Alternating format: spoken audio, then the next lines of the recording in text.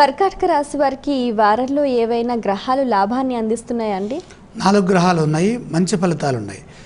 ఇక్కడ లాభంలో రవి బుధులు, అలాగే 6వ రాశిలో చంద్రశనులు జంట గ్రహాలు యోగిస్తున్నాయి. సందర్భోచితంగా వ్యవహరించడం మంచిది.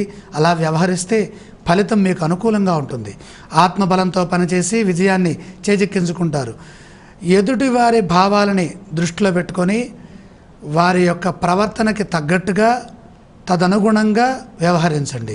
ఆపదలున్నాయి, బుద్ధి బలాన్ని ఉపయోగించి నిర్ణయం తీసుకోండి. ఆర్థికంగా లాభపడతారు. ఆస్తి వృద్ధి చేసే క్రమంలో ఒత్తిడి ఉంటుంది, తడబాటు కూడా ఉన్నది. నిదానంగా ఆలోచించండి.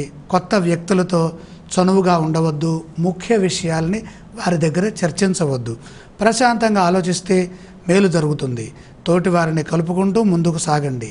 ఈర్ష్య పడేవారు కూడా ఉన్నారు. చిత్తశుద్ధి మిమ్మల్ని గొప్పవారిని చేస్తుంది. దయాగుణంతో మీ ఖ్యాతి మరింతగా పెరుగుతుంది.